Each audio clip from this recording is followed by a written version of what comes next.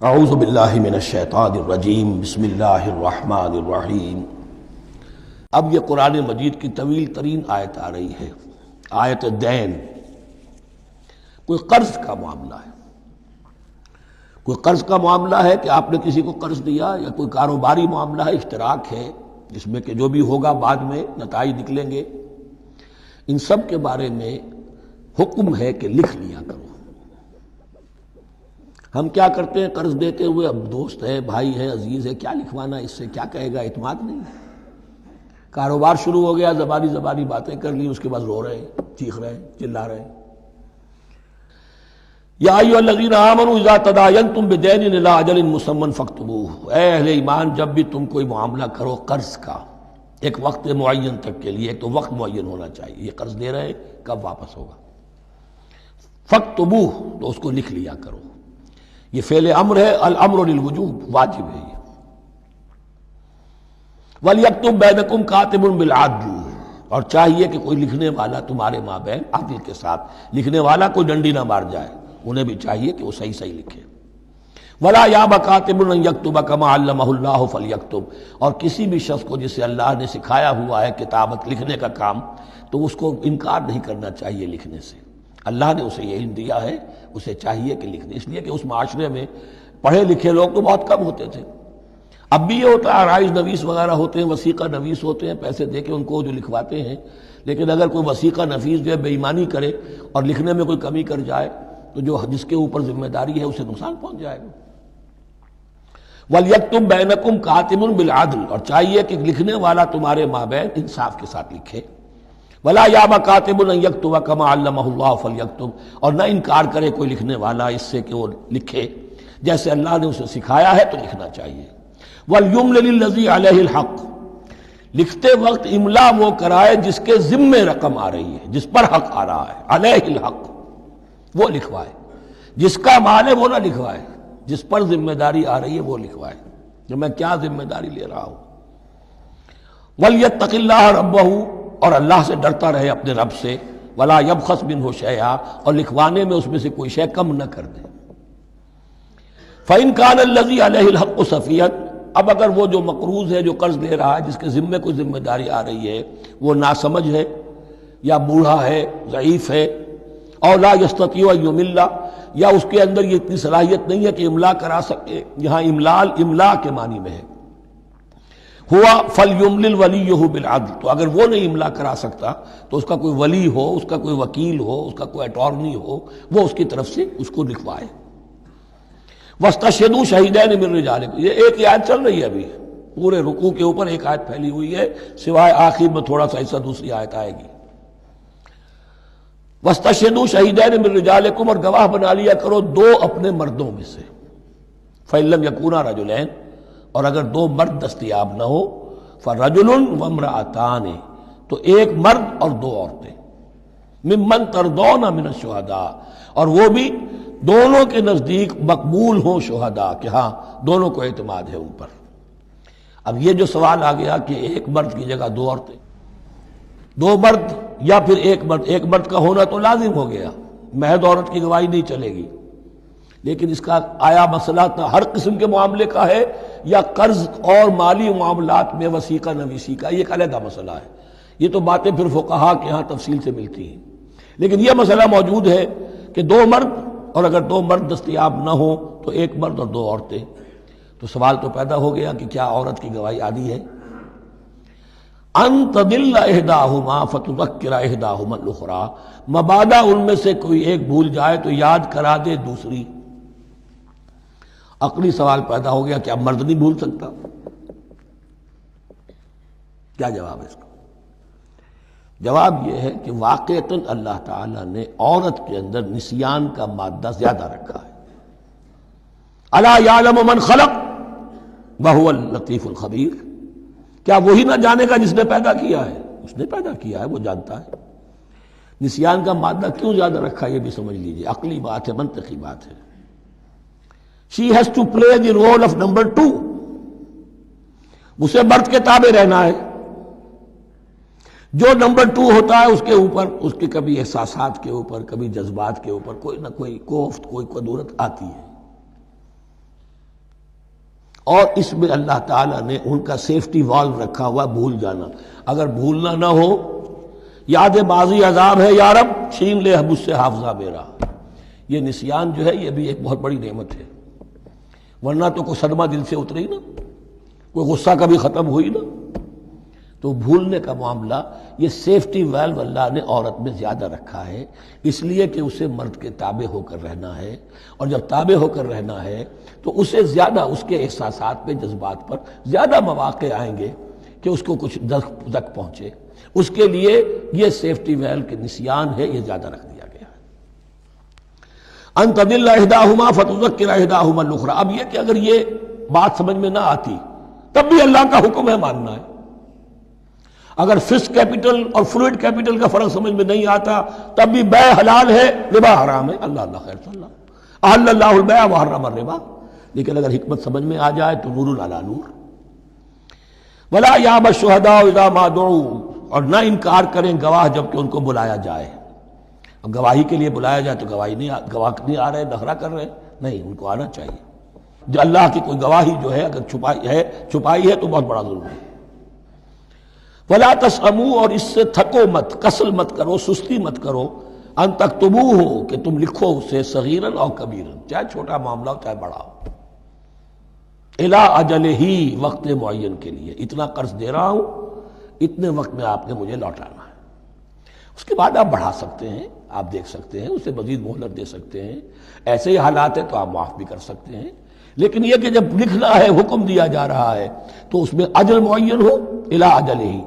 اور اس میں چھوٹے بڑے کی تفریق نہ کرو، چاہے چھوٹا مسئلہ بڑا لکھ لو. ذالکم اقسط عند اللہ. یہ اللہ کے نزدیک بھی زیادہ مبنی بر انصاف ہے. واقوم للشہادہ. اور گواہی کے لیے زیادہ قوی ہوگا اور زیادہ درست ہوگا. لکھی ہوئی شے ہوگی تو اب معاملہ جو ہے بہت واضح رہے گا، ورنہ زبانی یادداشت کے اندر کہیں کہیں جو ہے تعبیر ہی میں فرق ہو جاتا. وعدنا اللہ ترتابو. اور یہ اس کے بہت قریب ہے کہ تم بھولو گے نہیں. الا ان تکون تجارتا حاضرتا تدیرونہا. الا یہ کہ کوئی لین دین ہو، تجارت ہو جو حاضر ہوتی ہے دست بدست. آپ نے سودا دیا، اس نے پیسے دے دیے. اب کیش میں وہ دے دیجئے یا آپ دینا چاہیں تو، ورنہ یہ شریعت میں لازم نہیں ہے. اگر ایسا دست بدست کا معاملہ ہے تو پھر یہ ہے کہ وہ تو ہو گیا ایکسچینج. وہ مال جو ہے دکاندار نے مال دیا، آپ نے پیسے دے دیے، اس کے لکھنے کی ضرورت نہیں ہے. الا ان تکون تجارتا حاضرتا تدیرونہا بینکم. تو اگر وہ تجارت ہو کہ نقد تمہاری چلتی ہے، آپس میں لین دین ہو رہا ہے، فلیس علیکم جناح الا تکتبوہا. تو کوئی حرج نہیں ہے تم پر کہ اسے نہ لکھو. واشہدوا اذا تبایعتم. اور گواہ بنا لیا کرو جب کوئی مستقبل کا سودا کرو. یہ بیع سلم جو ہوتی ہے یہ مستقبل کا سودا ہے، قرض کا سودا ہے. بیع سلم بھی ایک طرح کا قرض ہے. آج آپ طے کرتے ہیں کسی شخص سے، کسی کاشتکار سے، زمیندار سے کہ اگلا موسم جو آئے گا فصل کا، گیہوں کی فصل کا، تو اتنے روپے من کے حساب سے 500 من گندم میں آپ سے لوں گا. یہ بیع سلم کہلاتی ہے، اور اس میں لازم ہے کہ پوری قیمت ابھی ادا کر دیں. لیکن اس میں بھی کہ اس وقت آپ کو اتنی گندم دینی ہے، اس کو لکھوا لو اور اس پر 2 گواہ بنا لو. واشہدوا اذا تبایعتم ولا یضار کاتب ولا شہید. اور نہ نقصان پہنچایا جائے کسی لکھنے والے کو یا گواہ کو، اور نہ نقصان پہنچائے کوئی لکھنے والا یا گواہ. یہ یضار دونوں کے لیے آ جائے گا. یہ معروف بھی ہے اور مجہول بھی ہے. نہ ضرر پہنچایا جائے اور نہ ضرر پہنچائے، نہ کوئی کاتب اور نہ کوئی شہید گواہ. وَإِن تَفْعَلُوا. اگر تم ایسا کرو گے، نقصان پہنچاؤ گے، فَإِنَّهُ فُسُوقٌ بِكُمْ. تو یہ تمہارے لیے بہت بڑے گناہ کی بات ہوگی. وَاتَّقُوا اللَّهَ. اللہ سے ڈرو. وَيُعَلِّمُكُمُ اللَّهُ.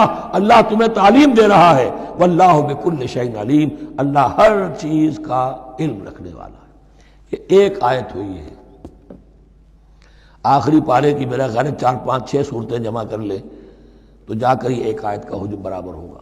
جو میں نے کہا تھا کہ آیات کی تعیین توقیفی ہے، یہ ہمارے حساب کتاب سے، گرامر سے، منطق سے، علم بیان سے کسی سے کوئی تعلق نہیں اس کا. صدق اللہ العظیم.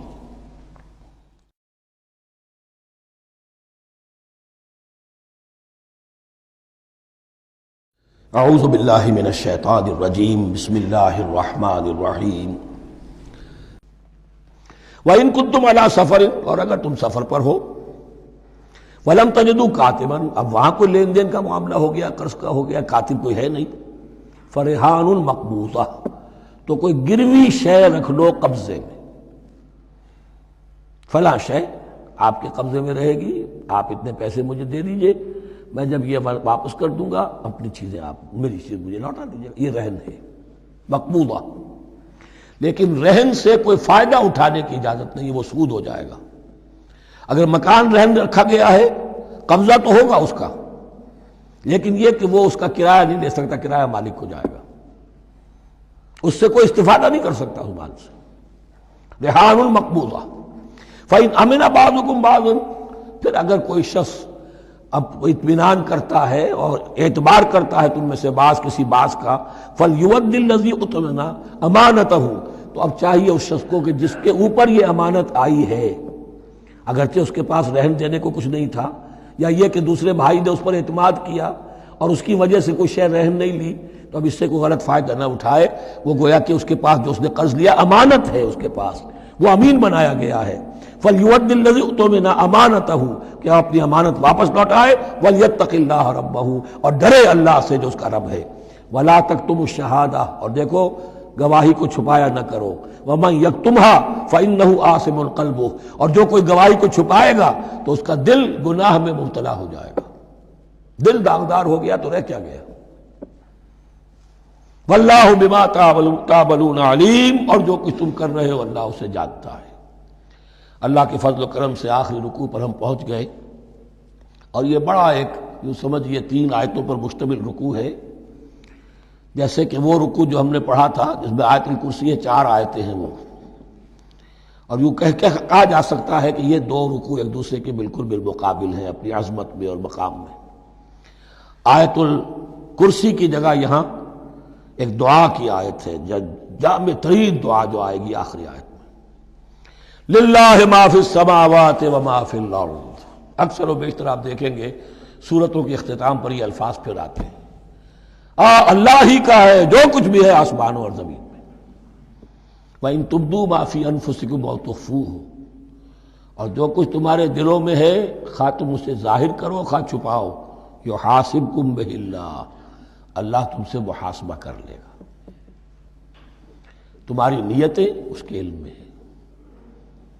ان اللہ لا ينظر الى صوركم ولا الى اموالكم ولكن ينظر الى قلوبكم واعمالكم، اللہ تمہاری صورتوں کو نہیں دیکھتا، تمہارے مال و دولت کو نہیں دیکھتا، تمہارے دل کو دیکھتا ہے، تمہارے اعمال کو دیکھتا ہے۔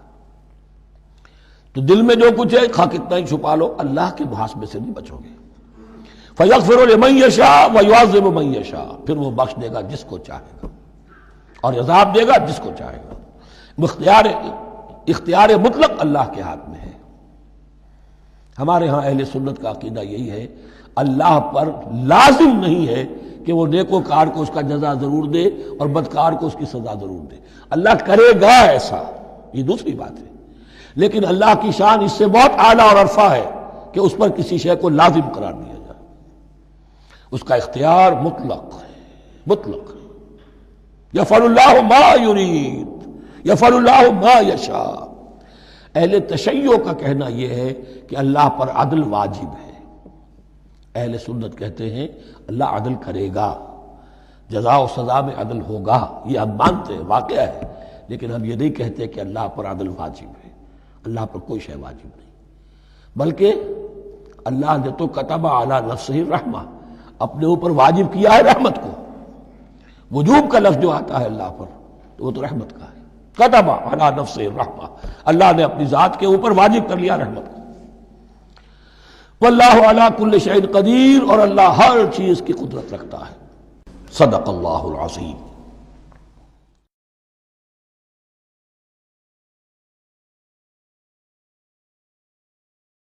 اعوذ باللہ من الشیطان الرجیم، بسم اللہ الرحمن الرحیم۔ آمن الرسول بما انزل الیہ من ربہ والمؤمنون، ایمان لائے رسول صلی اللہ علیہ وسلم اس چیز پر کہ جو نازل کی گئی ان کی جانب ان کے رب کی طرف سے۔ غور طلب بات ہے، یہ بڑا باریک نکتہ ہے۔ نبی پر جب وحی آئی ہے کیسے پہچان لیا کہ یہ بدروح نہیں ہے، یہ جبرائیل ہے؟ آخر کوئی اشتباہ بھی تو ہو سکتا تھا، پہلا تجربہ تھا، اس سے پہلے نہ آپ نے کہانت سیکھی، نہ آپ نے کوئی اور اس طرح کی نفسیاتی ایکسرسائزز کی، آپ تو کاروباری آدمی تھے، ایک بہت ہی بھرپور زندگی گزار رہے ہیں، اہل و عیال والے ہیں، کاروبار کر رہے ہیں، ہائی ایسٹ لیول کا کاروبار ہے، تو فطرت جو ہے وہ پہچانتی ہے۔ نبی کی فطرت وہ اتنی پاک اور صاف ہوتی ہے کہ اس کے اوپر کوئی بدروح کا کوئی اثر ہو ہی نہیں سکتا۔ بہرحال ہمارے لیے بڑی تسکین کی بات ہے کہ اللہ تعالیٰ نے رسول کے ایمان کے تذکرے کے ساتھ ہمارے ایمان کا تذکرہ کیا۔ آمن الرسول بما انزل الیہ من ربہ والمؤمنون، ایمان لائے رسول صلی اللہ علیہ وسلم اس چیز پر جو نازل کی گئی ان کی جانب، ان کے رب کی طرف سے، اور ایمان لائے صاحب ایمان۔ اللہم ربنا اجعلنا منہم، اللہم ربنا اجعلنا منہم۔ کل آمن باللہ وملائکتہ وکتبہ ورسلہ، یہ دوسرا مقام ہے سورہ بقرہ کے اندر جس میں ایمان کے جو اجزاء ہیں ان کو گنا گیا ہے۔ کچھ یاد ہے آیت البر، لیس البر ان تولوا وجوہکم قبل المشرق والمغرب ولکن البر من آمن باللہ والیوم الآخر والملائکۃ والکتاب والنبیین، یہاں بھی اسی طرح ہے، کل آمن باللہ وملائکتہ وکتبہ ورسلہ لا نفرق بین احد من رسلہ۔ اور یہ تیسری مرتبہ بات آ گئی ہے کہ رسولوں کے درمیان کوئی تفریق نہیں کی جائے گی۔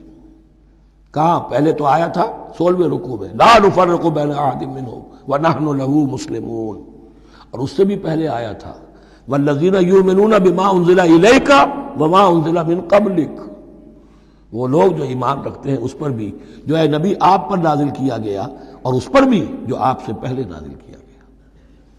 لا نفرق بین احد من رسلہ، ہم اس کے رسولوں میں سے کسی کے مابین کوئی تفریق نہیں کرتے۔ تفضیل اسی صورت میں ثابت ہے، تلک الرسل فضلنا بعضهم علی بعض منهم من کلم اللہ ورفع بعضهم درجات وقالوا سمعنا واطعنا، وہی بات کہ جو کہی گئی تھی جب ان سے کہا گیا تھا واسمعوا، کیا کہا تھا انہوں نے؟ سمعنا وعصینا، سمعنا واطعنا، وہ کہتے ہیں ہم نے سنا اور مانا۔ غفرانک ربنا، ہماری درخواست ہے پروردگار، تیری بخشش مانگتے ہیں۔ غفرانک، نون پر زبر ہے، مفعول ہے، نسألک غفرانک، اے اللہ ہم تجھ سے سوالی ہیں، تجھ سے طلب کرتے ہیں، درخواست کرتے ہیں تیری مغفرت کا۔ وإلیک المصیر، اور تیری ہی جانب لوٹ جانا ہے۔ یہاں پر وہ ایمان بالآخرہ بھی آ گیا جو یہاں اوپر نہیں آسان۔ آمن باللہ وملائکتہ وکتبہ ورسلہ، پھر رسولوں کے ضمن میں لا نفرق بین احد من رسلہ، لیکن اس کے بعد وإلیک المصیر، مغفرت اور اللہ کی طرف ہی لوٹ جانا ہے ہمارا، اس میں ایمان بالآخرہ آ گیا۔ صدق اللہ العظیم۔